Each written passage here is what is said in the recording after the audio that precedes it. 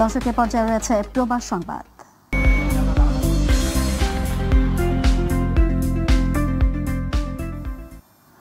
মালয়েশিয়ায় নতুন করে কলিং ভিসায় 24 লাখের বেশি বিদেশি কর্মী নিয়োগের যে তথ্য বাংলাদেশের অধিকাংশ মিডিয়া প্রচার করেছে তা সঠিক নয় বলে মন্তব্য করেছেন কুয়ালালামপুরে নিযুক্ত বাংলাদেশের high commissioner Shamim Ahsan. Malaysia প্রবাসী সাংবাদিকদের সাথে মতবিনিময় করার সময় তিনি এই তথ্য দেন।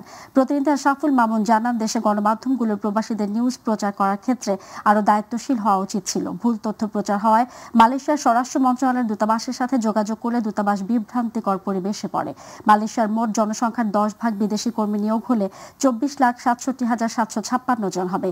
এই বিষয়ে নতুন করে 2025 সালের মধ্যে 2 লাখের বেশি কিছু কর্মীর কোটা অনুমোদন দিয়েছে মালয়েশিয়া সরকার। তবে বাংলাদেশের মিডিয়ায় অন্যভাবে প্রচার হয়েছে।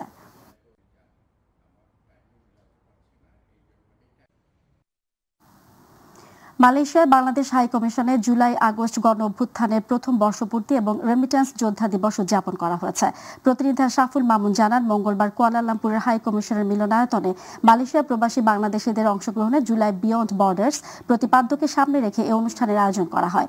অনুষ্ঠানে গণ অভ্যুত্থানের শহীদ ছাত্র জনতার আত্মার মাগফিরাত এবং দেশের শান্তি ও সমৃদ্ধি কামনা করে বিশেষ মোনাজাত করা হয়। অনুষ্ঠানের অংশ হিসেবে জুলাই আগস্ট গণ অভ্যুত্থানের উপর গ্রাফিতি ও আলোকচিত্র প্রদর্শনী উদ্বোধন করেন high commissioner Shamim Ahsan. Digital মাধ্যমে এই প্রদর্শনীটি দূতাবাসে আগত সেবার প্রার্থী ও দর্শনার্থীদের জন্য আগামী সপ্তাহেও উন্মুক্ত থাকবে। অনুষ্ঠানে গণ অভ্যুত্থানের উপর এবং অভ্যুত্থানে প্রবাসী রেমিটেন্স যোদ্ধাদের অবদান নিয়ে নির্মিত 2টি পৃথক প্রামাণ্যচিত্র প্রদর্শন করা হয়। জুলাই আগস্ট গণ অভ্যুত্থানের প্রথম বর্ষপূর্তি এবং রেমিটেন্স যোদ্ধা দিবস উপলক্ষে হাই কমিশনার শামীম আহসান অতিথিদের উদ্দেশ্যে বক্তব্য দেন।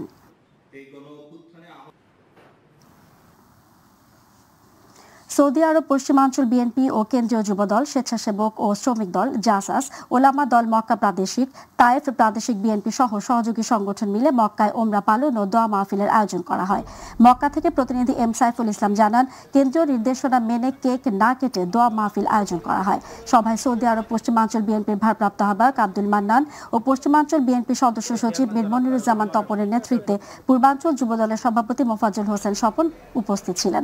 এ সময় টিপু সুলতান, আমিনুল ইসলাম, আলমগীর হোসেন, সোলাইমান ভট্টু, শাহাবুদ্দিন, হিমু, আহমেদ রফিক চৌধুরী, আসাদুদ্দিন সহ আরও অনেকে উপস্থিত ছিলেন। শেষে বিএনপি চেয়ারপারসন বেগম খালেদা জিয়া ও ভারপ্রাপ্ত চেয়ারম্যান তারেক রহমান সহ বিশ্বের সকল মুসলিম উম্মার শান্তি কামনা করে দোয়া করা হয়।